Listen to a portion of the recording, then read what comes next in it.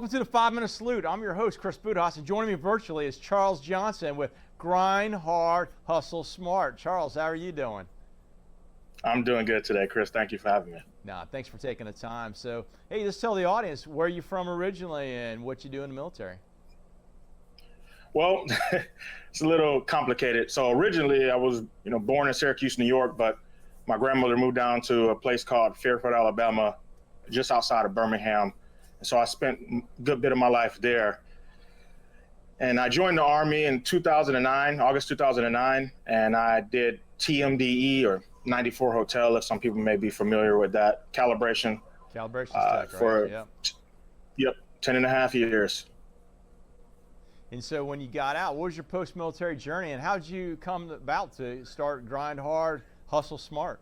Well, it started, I would say my speaking career started at a change of command ceremony, honestly. One of my commanders when I was stationed at Fort Stewart, Georgia, knew that I liked to speak, and I had an aspiration to be a public speaker. And so he was like, "Hey, Specialist Johnson, you're going to, MC my change of command ceremony." And I was like, his name was Captain Bird. I was like, "Nah, Captain Bird, aren't staff sergeants and above, E6 and above supposed to do that?" He was like, "No, you're going to do it." I was like, "You got the voice, man. You got the voice. Rocking the Marn." You're rocking the Marn, dog-faced soldier. And so I did it, and then I just fell in love with it.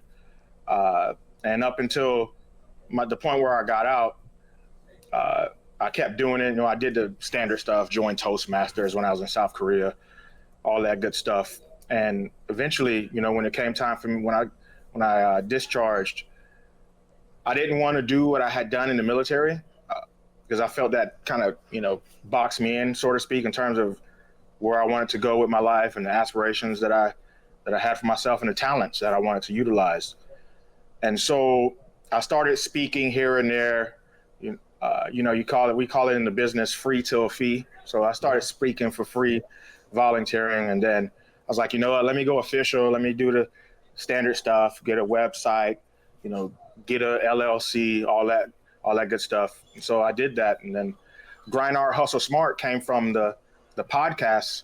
I don't know if you saw it earlier up there, and I was just thinking, how can I influence people and help them understand or communicate in a better way, exactly what I'm all about, and what I want people to achieve. Obviously we all need to work hard, but we need to do it in a smart way. Just because something you're moving, quote unquote, doesn't mean you're making progress. Oh, absolutely. So, I've always said over a number of years that just activity does not equal productivity, right? You see a lot of people do stuff, but it doesn't mean they're getting stuff done.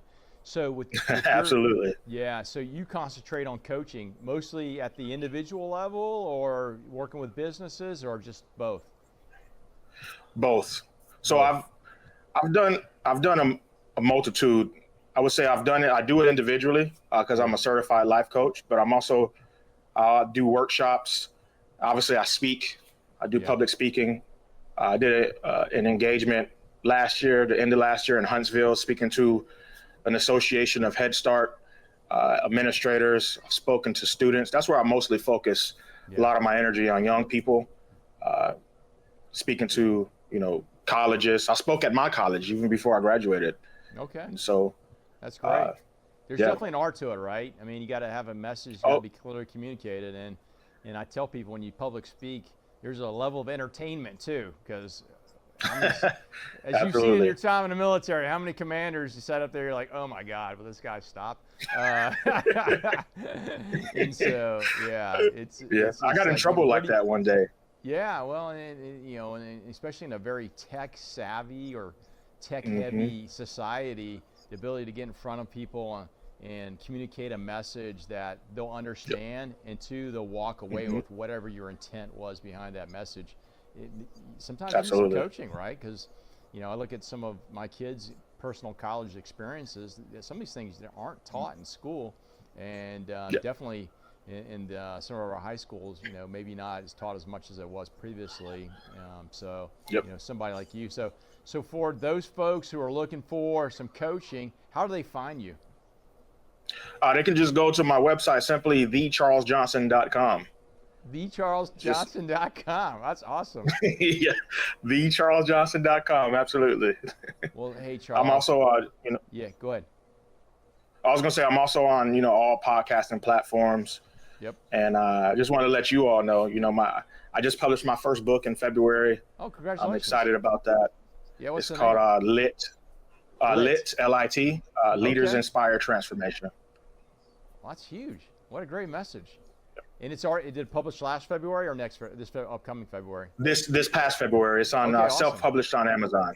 Okay, Yes, so sir. what we'll do is we'll take your contact information, we'll take that information about your book, we'll put in the show notes, and people can look you up. Obviously, you're on LinkedIn also, so that's a Yes, great sir. way to connect with you.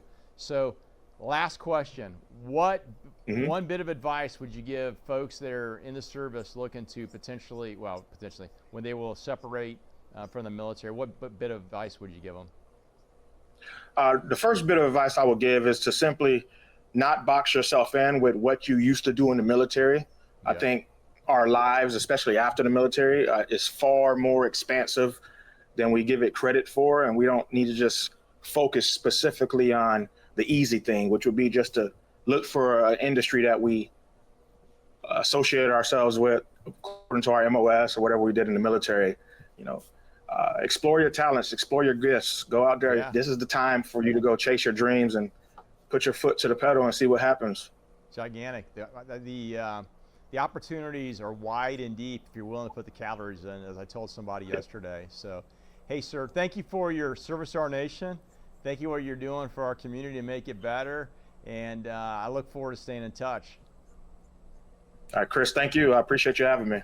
All right, folks. Hey, we're going to take Charles' information. We're going to put it in our show notes. Take a look at his book on Amazon. And if you like what you heard, please share us. Connect with us on LinkedIn. We'll see you in our next segment and live with gratitude.